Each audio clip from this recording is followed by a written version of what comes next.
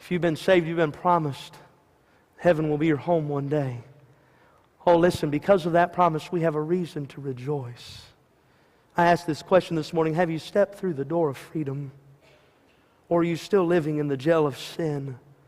The jail of Satan's attacks, the jail of this world. You can enjoy freedom this morning. I want to read 2 verses. I'll give you a story and we'll be done. John 8:32 says, and ye shall know the truth. The truth shall make you free. He says in verse 36 of that same chapter, the Son therefore shall make you free. Ye shall be free indeed. I don't know about you this morning, but I'm glad that we can enjoy the freedom that comes from God. I remember reading about a little girl named Annie. In 1876, while she was 10 years of age, she was sent to live at a home in Massachusetts. Annie's mother had died, her father deserted her, her aunt and uncle felt that she was too difficult to handle.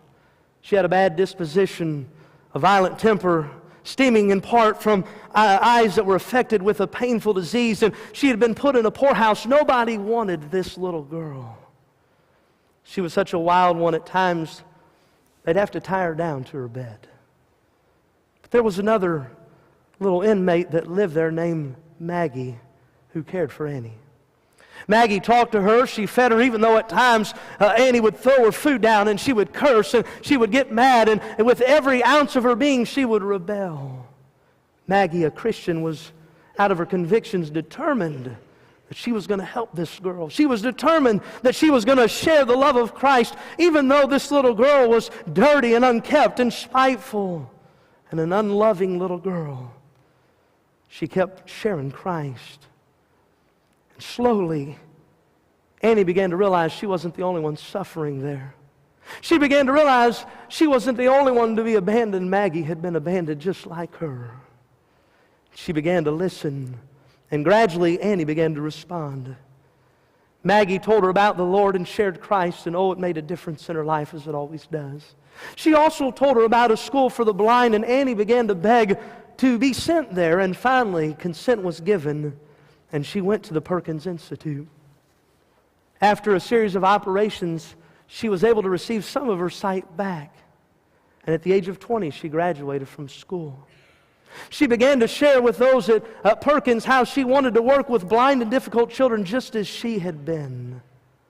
And so when she graduated, it was set up. They found a little girl, 7 years old, in Alabama who was blind and deaf from the age of 2. Annie Sullivan went to Alabama to unlock the door of Helen Keller's dark prison and to set her free. I asked this question this morning. What has you enslaved?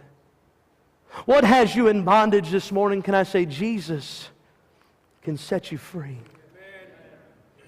Won't you step through the door of freedom this morning?